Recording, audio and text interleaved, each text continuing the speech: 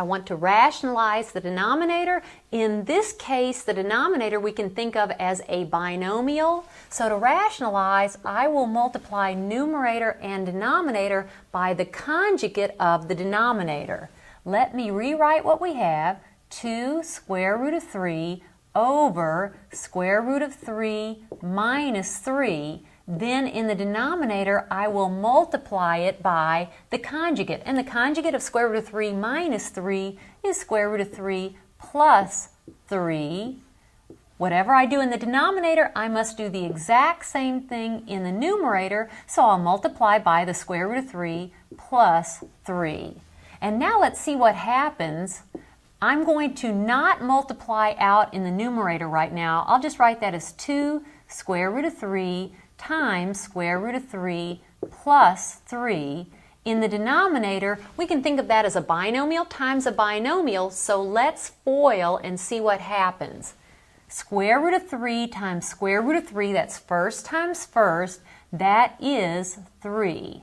Now let's go slowly. That's plus 3 square root of 3, product of the outside terms, minus 3 square root of 3, product of the inside terms, and then last times last, that would be negative, I'll write minus, 3 times 3 is 9. So what do we have in this denominator? I'm going to concentrate on the denominator first. Notice these terms subtract out, so I have 3 minus 9, and 3 minus 9 is negative 6. So I've got negative 6 in the denominator. Let's go ahead and multiply in the numerator and see what we have.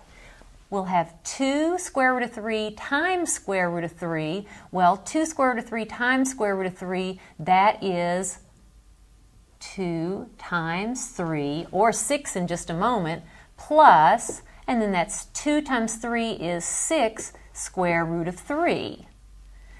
Notice what happens. This is 6, 2 times 3, that is 6. This is 6, so we do have a common factor of 6 in the two terms in the numerator, and I will factor those out.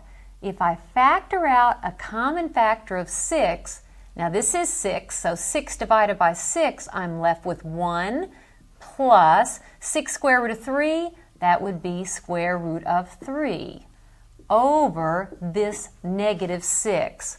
Now the 6's then divide out, and I have 1 plus square root of 3 all over negative 1, or I can write it as, let's see, I can write it as negative 1 times 1 plus square root of 3, bringing the negative out in front, or you can write it just multiplying out. Negative 1 times 1 would be negative 1, and then minus square root of 3. So either like this, or negative 1 minus square root of 3. Either one should be okay.